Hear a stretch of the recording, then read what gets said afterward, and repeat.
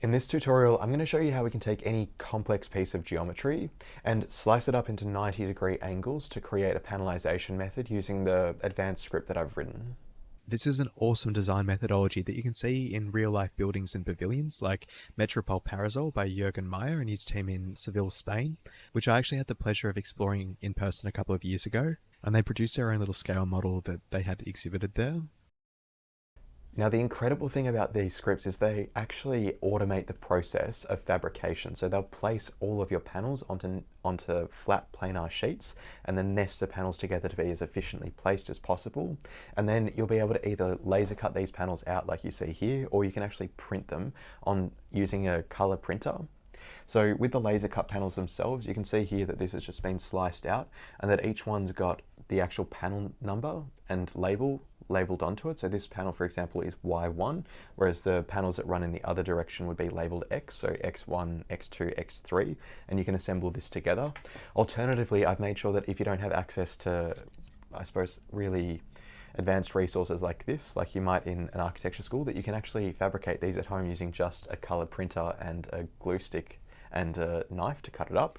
So here you'll be able to actually print it onto a piece of paper, this particular template, then use a glue stick to stick it onto some foam core or some card, and then just cut that out with a knife, and you'll be able to fabricate these models in the exact same way, but with far fewer resources, and in a way that I hope is also relatively inexpensive. Even if you've never used Grasshopper before, you should be able to apply these scripts really easily. But if you do want to feel more comfortable in either Rhino or Grasshopper, then I have full, completely free tutorials on both. I'll link them in the description below. They're both really good, extremely comprehensive, so you can learn really everything that there is to know over the course of a couple of hours if you apply yourself. And as I said, they're totally for free. These free resources are supported by our product range of artist pencil cases, which I've personally designed, manufactured, and actually assemble myself. They come in 3 sizes and a range of colors, and each one is unlocked using this incredibly intricate mechanical system, which is just insanely satisfying to use. To be honest, everything at Legacy is actually done by me at the moment, from researching course workflows to website design, to video editing, to printing parts for products, to making the packaging, even building this whole office. And I do this while juggling 2 semi-full-time other jobs. So if you decide to pick one up, I would be hugely grateful and really excited to share one with you, because not only would it contribute to great industry resources like what you're watching at the moment, but also the journey of Legacy Design Studio as an innovative organization within the industry. They also make really impressive and thoughtful presents for basically any occasion and for anyone with any interest in design or creativity whatsoever. So please keep them in mind in the future. Now onto this tutorial. This video is a free resource that will walk you through the whole fundamental Grasshopper workflow so that you can begin to design things like this by yourself. But if you want to download the script, you'll need to head to my website, which I'll link through the description below. I hope you appreciate that I've tried to make this as accessible as possible, and I am trying to balance this against the substantial time and monetary costs involved in producing resources of this quality. You can download the script either on a monthly plan or get lifetime access. And interestingly, lifetime access has actually been far more popular, probably because it means that at any point late at night or under the pressure of a deadline, you can jump in, grab a script, and immediately show your tutors that you've been actively developing fabrication strategies. It's a real lifesaver when you need to produce a lot of work very quickly. And because I'm constantly adding new content, lifetime access also means that you'll be getting a growing library of resources well into the future. Alongside this script, there's a huge range of other designs you can apply as well. I know it almost feels like cheating design school because you can produce a lot very quickly, but honestly, it's the easiest and most rewarding way to learn Grasshopper. What's even more impressive is that there is also a large range of extremely advanced scripts for fabrication that allow you to reference in any geometry, and it will automatically produce fabrication files nested onto sheets, ready to be either printed or laser cut with panel numbers and connection guides. There's even inbuilt fabrication guides in the scripts themselves, and of course a detailed tutorial video for each one. Your tutors would find this insanely impressive because there are very few people in industry that possess these skills, and these scripting resources make it more accessible than it's ever been to actually produce this work. So next time that you want to learn some industry-leading workflows or have a deadline coming up that you want to generate some very impressive work for, keep these resources in mind. Now let's get on to this tutorial. Okay, so I want to start by taking you briefly through this script and showing you the logic of each step of this process. So how we contour it and how we lay it out flat, and then how we create the labels and cutouts and so forth. So when you open the script, you can see that I have my own geometry that's referenced in here, and this is what we start with. Now, I want you to zoom into this geometry, and to do that, we can right-click on this geometry container itself and say zoom, and it'll zoom right into it, like this. If you want to take a look at this geometry, we can just bake it out like this. Just as a note, you'll notice that when I click on this geometry container, it actually highlights this geometry, but every other piece of geometry is hidden, and that's because I've got this green preview setting turned on. So if you click this green button, then it will only display what you've actually got selected inside of Grasshopper, and if we click it off and only the red icon selected, then only the geometry that's actually got its preview turned on will be visible. So let's click this green icon so that we can zoom into the geometries that we want to. And then I'm also going to go into the shaded viewport just to show you a few things when I bake them out. So you can see here that this is a hollow piece of geometry that we're going to be contouring and making a model from. And I'll just delete that so that we can see the things inside of Grasshopper next. And as we go through this script, you'll notice that all of this is really cleanly labeled and annotated and grouped together, and it's all got different titles and explanations throughout it. I've done this for two reasons. One is so that it's as easy as possible for you to actually make changes to this script and understand what happens, but I've also done it so that you can read through in more detail and actually pick up all of the different parametric workflows that I've implemented here and see all of the components that I'm using, so that you can learn from this and actually implement all of these different scripting techniques into your own scripts when you write them in the future, because this is a great way to actually learn. So step one is that we take our geometry and we turn it into a mesh. So this is actually a sub D geometry. And the reason that we do this is because meshes are much faster to run different analysis tools on, and things like contouring actually runs faster on meshes than it does on sub D geometry or anything like that. Now step two of this is that we actually contour this shape up. So this cuts it in both the X direction and the Y direction like this, which you can preview out by selecting these boundary surfaces. So see how it's sliced this geometry up like so. And the next step after this is that we find the intersection. So if I bake this out, I can show you that what this does is that it finds where the X direction panels, which run in one way, and the Y direction panels that run in the other way, it finds where these intersect each other. Now, in this part of the script, basically we treat the X and Y panels differently. So we've got these X direction panels, which are these ones that run this way, and then we've got the Y direction panels, which are these ones, and they run that way. And basically we've got the same scripts running in parallel next to each other, but it just keeps them separate. I've made sure to label and annotate them all in exactly the same way so that it's as clear as possible to follow. Step number one of this is that we just flatten these panels off. They're already flat, but sometimes I've noticed that there can be complications on different types of geometries. I've tried to test this on as many different pieces of geometry as possible, and this is just a safeguard. So it flattens it in the Z direction, so it just flattens these panels off just in case there's any issues whatsoever. Just trying to make the most resilient script possible. Next, what we do is that we take all of these panels that we've created here and we orientate them onto the grid like this. So basically we're just laying them down flat for them to be fabricated. And after this, what we do is that we use this component or this plugin called OpenNest. It's a phenomenal plugin. And basically what this does is that it lets you set a sheet size. So I've set a sheet like this. So this one's 500 by 800 millimeters, which is the size of a laser cutting bed that I've been using. And what it does is that it moves all of these pieces around with different settings and different tolerances. So you can see here, for example, I've got 1 millimeter spacings between panels so they don't align or butt up directly next to each other.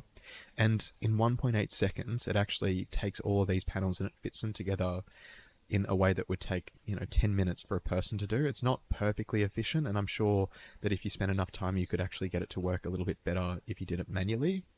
But it's really good in terms of doing 99% of the work for you. I might just bake this out so that we've got this to reference so that we can see what's happening next. So next what we're doing is that we take each of these intersections, and I'm using the intersections to actually find a position to annotate all the panels with labels. And I do this by finding the average position of each of these intersections. And then I also have this thing here to make sure that we pull it back to our original geometry as well. So this will be the positions on our original panels like this, where it's going to annotate what each panel is. And then you can see that we generate this text out like this. So now each panel is labeled. These are panels in the X direction, so it's labeled X1, X2, X3, and so on. And then after this, what we do is that we take what's referred to as the transformation from our openness component, which is basically how each panel moves. And we use this same transformation that's used to move the panel from this position to this position. And we transform the text in the same way so that it moves into the center of these panels. If you're setting your own panels, or if you're setting your own designs and your own geometries, just make sure that all of these labels are actually in the right position. I'll mention this a little bit later on when we go through the fabrication guide, but just make sure that it's not, for example, like on the edge of your panel over here, and it's not going to laser cut properly.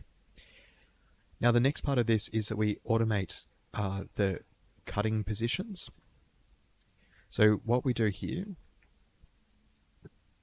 is that we find all of these intersections where panel X and panel Y intersect, and then we actually transform these onto each of these pieces of geometry over here, like so. So this is where we're going to assemble these together. And then this part of the script takes it from being just individual slices like this and thickens these up to the size of whatever panels that you actually want to reference. So if this is on 3mm card, for example, then it's going to cut it out so that it looks like this. And you can set whatever board thickness that you want here. So this is set for 3mm card, for example. And then it's going to create these slices for everything to be stuck together. Now the next part of this script, highlighted in yellow, is for anyone that wants to laser cut your files. And what this will let you do is bake these out to a different layer. So we've got our X tab positions here. So these are our X panels. And then we've got our Y panels down here as well. And then we've got the text labels here. So you can bake this out to a different layer if you wanted to etch it. And then we've also got our sheet outlines as well, so that you can see where the outlines are if you wanted to use these. You can do the same for the Y panels down here as well. Now the next part of this script, if I delete all of these curves here, is that I've actually got this set up so that not only can you laser cut it, but you can actually print these out with a color printer. So if we click this green icon up the top here, you'll see all of these different displays are turned on, and this is to display your nested panels for you to print these sheets out. You can have a look through what each of these things are and change these around. So if, for example, you didn't want it to print out in grey, if you wanted it to print out in white instead, then you could have it printed out in white. And you might like to only have the line work displayed.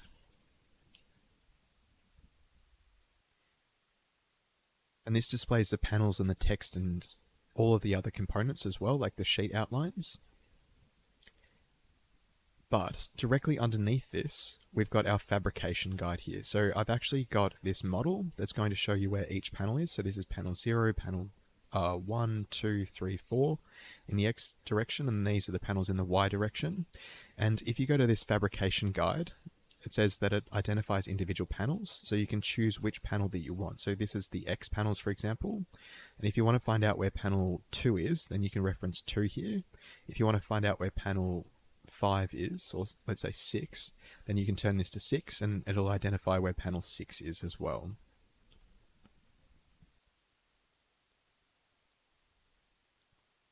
Now the other part of this script is just the display mode for each of the labels that are turned on here. So if I select all of these, you can see that these are all of the different labels like this, and I've set up what looks like complex parametric relationships, but really the way that it works is that it just finds the top center point here. Like this is the way that this script works, and it then just generates out the text in the center of this, and then a circle around it, and then a mesh pipe connecting back to the panel itself. Now the final part of this script, which is highlighted in blue here, is to visualize your geometry. So if you, for example, wanted to create a render of this geometry, then you can use this part here. So I can show you here that if we bake these out with the custom preview that I've turned on in a card color like this, then you'll be able to see when we go into our rendered viewport that it's this color like this. And then we've got our panel edges as well, which we can bake out like this. And I've got this set to a darker color because whenever you laser cut anything, the panel's edges are always a whole lot darker because that's what gets scored by the laser. Okay, so next I'm going to show you how we can fabricate these models, and as I mentioned earlier, you'll be able to fabricate them either with laser cutting files into a model that looks like this, or you'll also be able to use any color printer and print out templates to stick them onto card or foam core or whatever modeling technique that you actually want to use to create these models as well, even if you've got no resources other than like a printer, a knife to cut things out, and a glue stick. Okay, so let's go back to the start of our script over here, and I'm just going to unbake the two geometries that I've baked so far so that we've got nothing here. Now I'm going to show you how to do this with the geometry that I've got referenced and internalized here first, but I will show you how you can set your own designs later on. But for now, let's start with the workflow for fabricating these panels using just a normal printer, a knife, and some glue.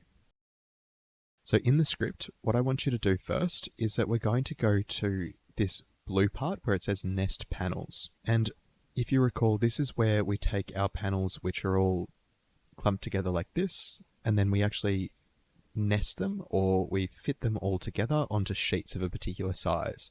So when we're using a printer, as the notes say here, you can set the dimensions of the sheet size.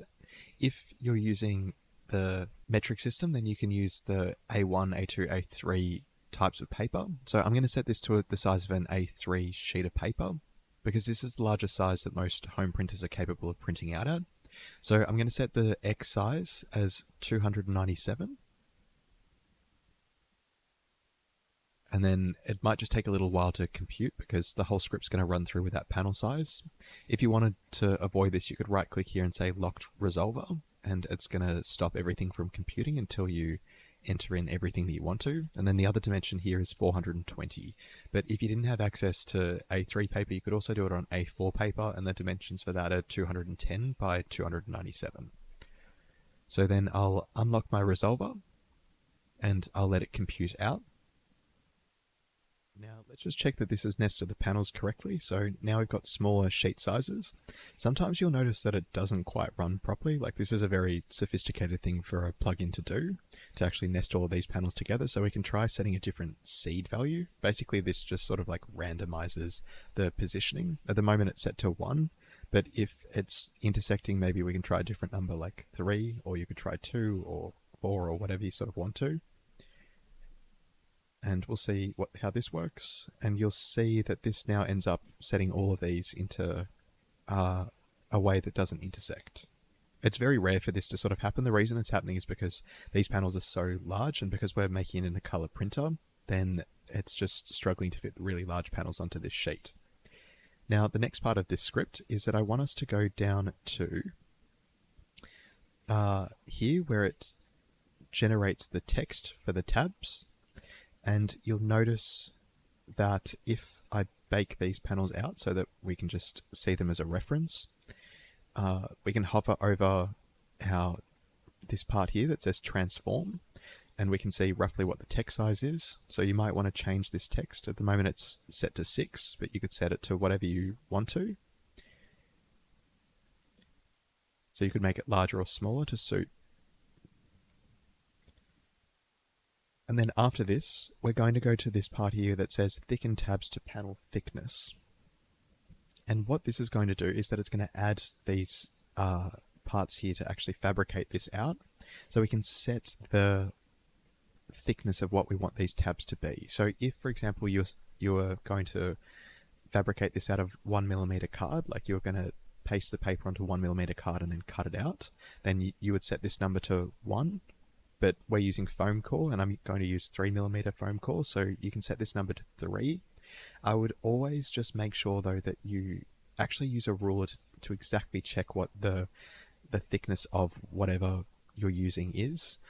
And the other thing is that sometimes the panels don't fit together perfectly, so what I would also suggest for you to do is to just make one panel in each direction when you actually start making these panels, and just check that they go together properly. And that will save you from, sticking together and cutting out every single panel before you find out that it doesn't assemble together perfectly, because like there might be a 1mm or 0.2 of a millimeter tolerance issue. So it can sometimes help to fabricate one of these panels and just check whether it fits together with one of the panels that run in the other direction.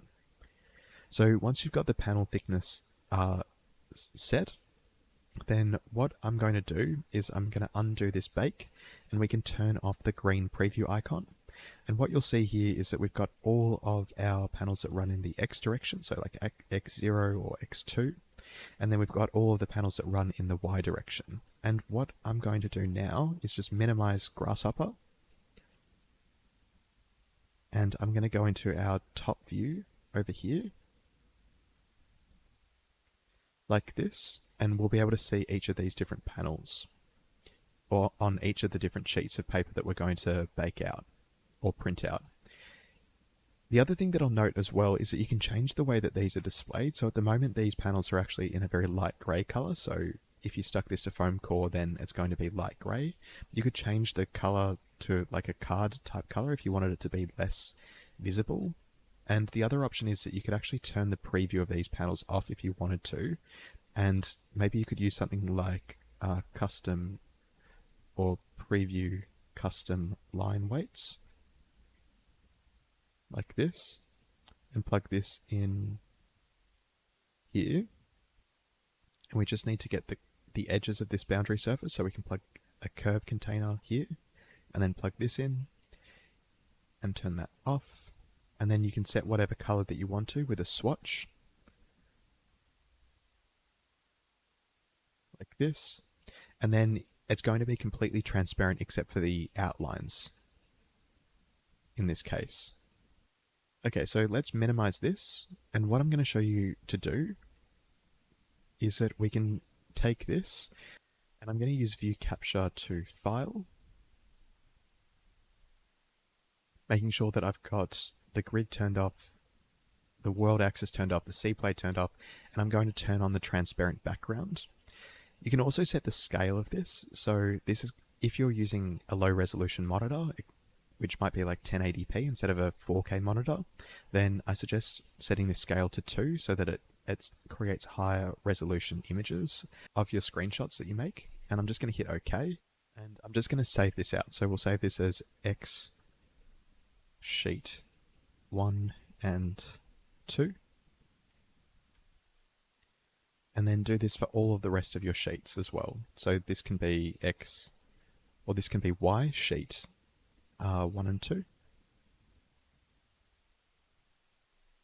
And next I'm going to crop all of these, and for this I'm going to use Adobe Illustrator, but you could use whatever image cropping tool that you really want to. This is just the professional workflow that I sort of use.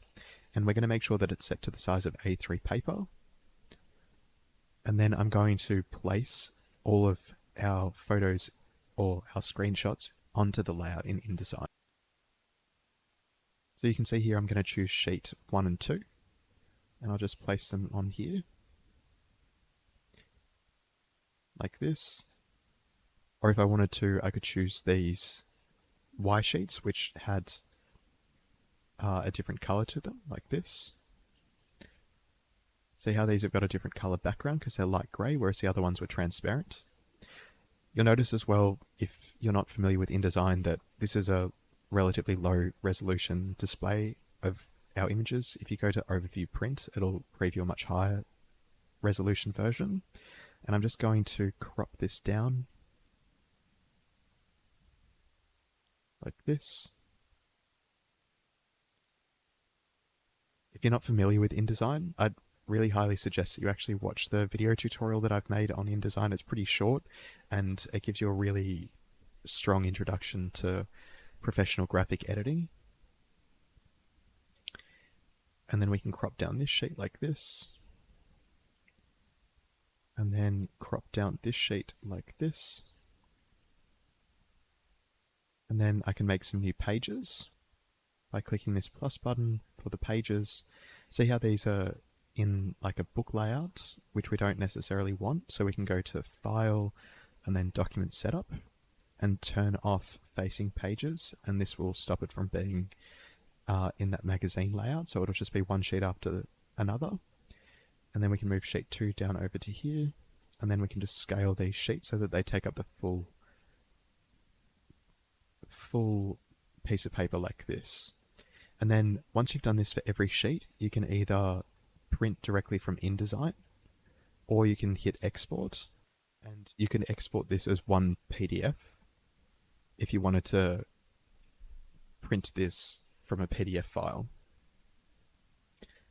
So I'm going to do this for all of the different sheets and then I'm going to print it out. So you can see here that I've printed all of these sheets out at A3. And the next step after this is that I'm going to cut them out. So you can cut them either with scissors or with a box cutter blade or an X-Acto knife. And I suggest cutting out all of the panels, but don't cut out the tabs yet. Just cut out the outer perimeter of the panel itself. Then you can stick these onto your panels. So you could use a material like card, but I've chosen to use boxboard here because it's a little bit easier to actually cut. And to paste them on, you could either use a glue stick, but I would actually suggest using an adhesive spray, sort of like this one. But any adhesive spray will do. Now with them adhered to the sheets, I suggest cutting out just 2 panels first and seeing whether the tolerance of the tabs is correct by checking if the 2 panels actually slide together smoothly, because if it doesn't slide together smoothly, it will save you all the time of fabricating every single panel and then realizing that it's not working and then having to refabricate it all out again. Just a note of this, when you slice a foam core, you want the cleanest slices possible, so push down hard and ensure that you have a really sharp blade in it. This is the type of edge that you absolutely want to avoid because it looks very scrappy with low attention to detail. I'd suggest cutting out the main panel outline or the main panel shape first and then use the blade afterwards to cut out these edges because it's a bit more efficient. And once you've done this, you'll have all of your panels. Now I'm going to show you the process for producing the Lasercut panels, because assembling these printed foam core panels as well as the Lasercut panels uses the same methodology, so I'll go through assembly techniques later.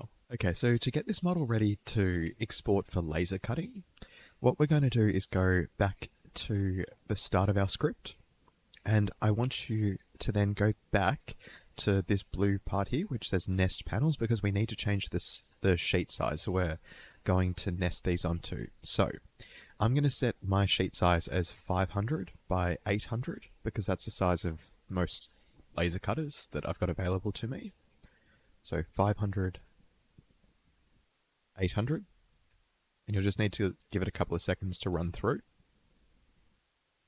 And then we can check that these have all worked. The other thing is that you might want to manually move some of these X panels onto the Y sheet, just so that you only have to fabricate it as 3 sheets. But this seems to have worked. So the next thing that I'm going to do is that we're just going to go over here to the green part where it says thicken tabs to panel thickness. So you can set the size of your boards that you're going to start to assemble here. So if you're using card that's 1mm thick, then you can set it so that these are 1mm thick. If you're using card that's 3mm thick, you can set it here for 3mm. Just keep in mind you might want to make it a tiny little bit larger, just so that it doesn't, just so that the tolerance works where it can stick together. Otherwise it might be a little bit tight. And you don't want to fabricate all of your panels just to find out that it doesn't fit, but if it's a tiny little bit loose, we can glue them together later.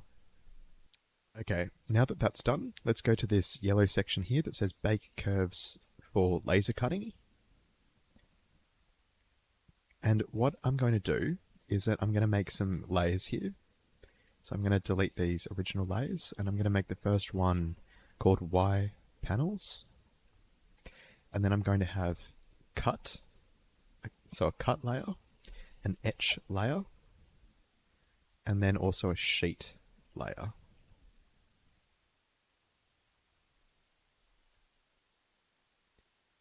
And then I'm going to activate the cut layer and go to Grasshopper, and I'm going to turn this green preview icon on. And first of all, let's do the X panel outline, and I'm just going to bake this onto that layer. And then let's activate the etch layer, because this is the text, so we're not going to cut this through, we're just going to etch it. And then finally, we've got our sheets, so I'm going to do this for the sheets.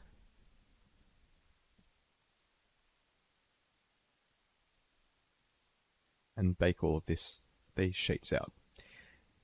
Now the other thing is that it can be helpful to discern between the different colors of the layers, so I'm going to make this maybe like a cyan color, like this, and then maybe I'll make these a magenta color, like this, so it stands out, and the sheets could maybe be red. And these are actually our X panels, so I'm just going to change this name to X. And then we can duplicate all of these layers and their sublayers. So say yes that you do want to duplicate the sublayers, and we'll call these our Y panels.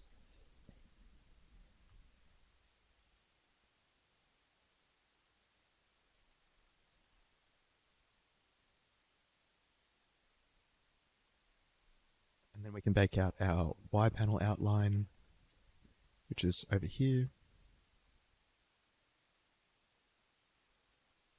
And then our etch outline over here, and then our sheet outlines, like this. Now, for the next step, just make sure that you're in the top view, because what we're going to do is select each one of these nested panels, one panel at a time, like this, and we're going to export them.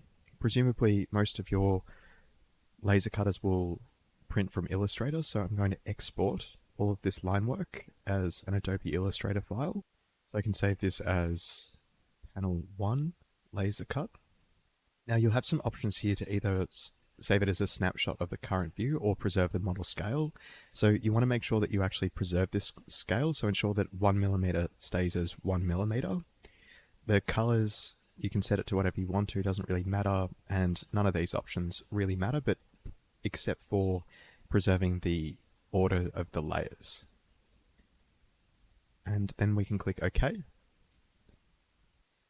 you'll see that when we open this up, it won't be to the right scale, so I'm going to create a new layout, and I'll make it 500 by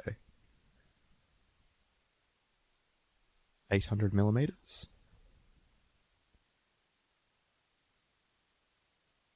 And then I'm just going to copy all of these panels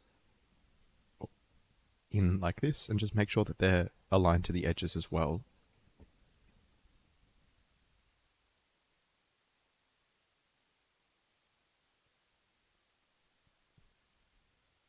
If you want to change the layers, or like maintain the layers, you can... It's relatively easy to just select one of these, and then you can go select same stroke color, and it'll select everything that's the same color. And I can move this into this layer, and we can call this cut. And then I can select the sheets, and I can put this into a layer called sheets. And then we can select everything that's left over, and this can be our etch layer. And then you'll be able to laser cut all of these panels.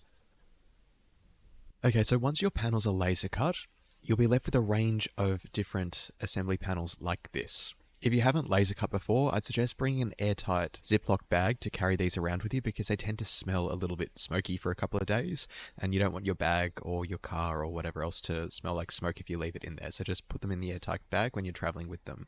Once you're ready to assemble all the panels together into your model, I'd suggest laying each of these panels out in order from panel 1 through to whatever your highest panel number is, so that it's as easy as possible to actually find them. You don't want all of your panels in a big mess and to spend ages looking for each one. It's much better to just deal with that at the start. Also, with all the scripts, I tend to put in a logic that orders the panels so that you can assemble from panel 1 and build up from there, and I've made sure that they aren't randomized where you have to find panel 37 and then panel 4 and then panel 12 and so on. There is a specific part of this script which I've written to help you with the assembly of your models. So if we go to our fabrication script and then we go towards the end of the script and see there's this title here that says Fabrication Guide, there's two parts to this. So now I'm going to start down the bottom. This part says panel labels, and basically what this does is that it labels every single one of the panels that you've actually got in your script, and the way that it does it is that it labels it in the top middle point of the panel. So if you've got a different looking geometry than this, then it will still be in the middle top section of each panel, and it labels what each panel is. So we start with panel Y0, then Y1, then Y2, then Y3, and so on throughout the entire model. But then on the other side, we've got our X panels. So these are the panels that run in the other direction. So X0, X1, X2. So again, this is your panel labels, which are turned on by default. So there's nothing that you need to do. But I've also put in this part here, a section with a title that says identify individual panels. And what we can do is that we can select an individual panel number here. So if we wanted to find X7, for example, we could type in panel 7 here. And you'll see that if we zoom out over here, it's going to highlight panel 7 in bright orange over here. Or you can adjust the slider like this. And so at the moment, this is finding panel X3. If you wanted to find it in the Y direction, then you could change this as well. So this will find X3 or X4, whatever you want it to find. It's pretty simple with this geometry, but I've included this here in case you wanted to reference much more complicated geometries and you're not quite sure where each panel actually goes. Now, depending on your tolerance, the panels should fit together relatively easily. If you're precise with the thickness of your material, the model will fit together and stay rigid without glue. However, if you've added a little bit of width to ensure that it definitely will assemble, it might fit a little bit loosely, and some panels could fall off when you go to carry it. If this is the case, I'd suggest gluing it together once you've assembled it. I'd suggest not gluing it until the entire model is actually assembled, and then you can take each panel out and add a little bit of glue. My preference for this is to use a hot glue gun because it dries very quickly, it's super easy to apply, and it's relatively clean. The other option is Yoo-hoo glue, which is a staple for architectural model construction, but it can be a little bit messy and it takes longer to dry. It will, however, form a stronger bond than the other glues. PVA will probably take too long and it will tend to be quite messy on models like this, so I wouldn't really suggest it. Finally, I'm going to show you how we can reference your own geometry in here so that you can apply this script to your own designs. I've tried to make this script work for as many different architectural models and geometries as possible, but I've got a few disclaimers and a few things that you need to check before you actually fabricate this model out to make sure that the script is working correctly so that you can be confident that you'll have a working model. So just follow these steps and everything should work smoothly. So firstly, what we need to do is actually set your geometries. When you set your geometry, there are a few rules for this. So firstly, you need to make sure that you've got a thickened shape like this. So see how this is three-dimensional? Like it's not a open or flat surface. There's volume inside it. And this is important because we're going to be slicing through all of this. The second part is that it needs to be roughly the same size as the existing geometry. So I'm going to make a quick geometry like this.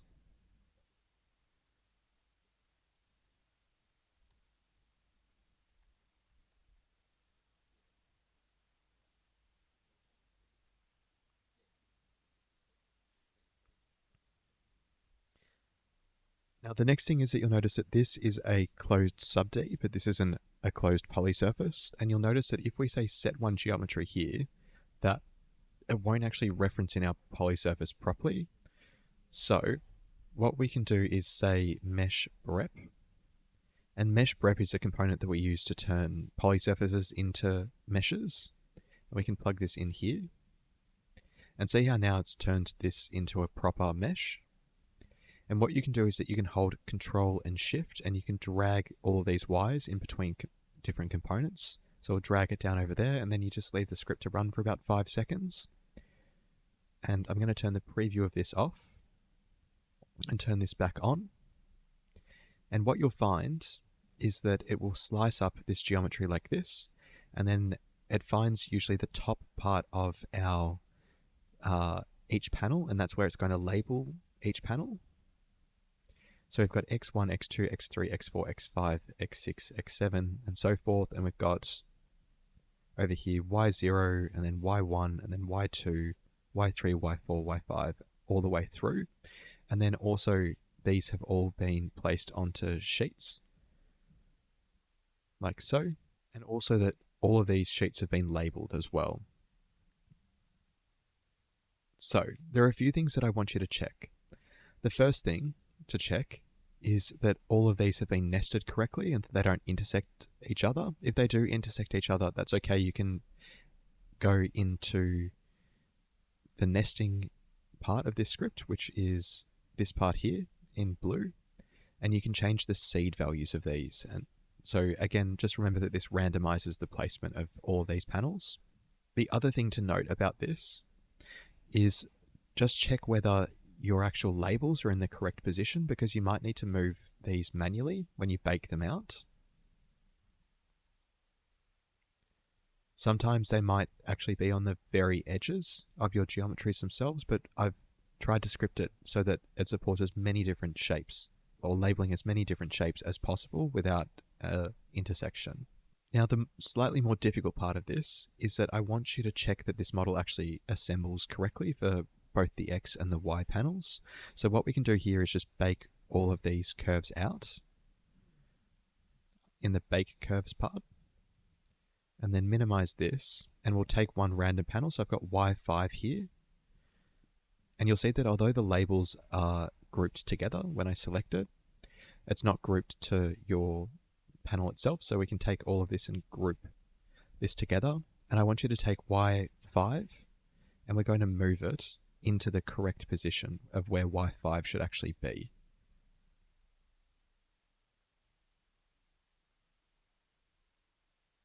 So it looks like it assembles into here like this. And I've got it around the wrong way.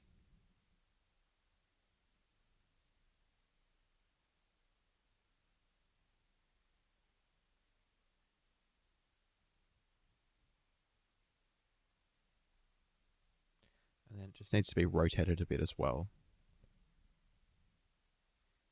And we just want to make sure that all of these teeth are roughly in the correct position. Like this. And so that looks like it's correct. You might also want to do this with one of the X panels just to make sure that they're assembling correctly. And you can also check that the widths of all of these little pieces are at the correct scale as well. So when we go from one side over here to the other side over there, you can see that the length of this curve is shown up here. So we can check that these are 3 millimeters, which is what we want them to be. And the reason that we're doing this is because Grasshopper scripts always need to be checked before fabrication, because there's always a chance that something unexpected comes up. So even though I've tried to make the scripts as robust as possible, you should always expect the unexpected. I would also hate for you to go to the effort of baking all of this out, formatting it into laser cutting files, and then find out that it doesn't assemble correctly when you take them home, potentially right before a deadline. So make sure that you check everything. I like to say that the profession of architecture is really just about crisis managing things before they become a crisis. So be proactive and make sure that you go to these extra efforts so that everything runs smoothly. Okay, so thank you so much for listening, and I actually really appreciate that people share these interests and have actually chosen to support these resources, and I really genuinely hope that assisting you to build these models helps you with both whatever project that you're working on, but also your overall journey as a designer. So best of luck designing and assembling these models on your own.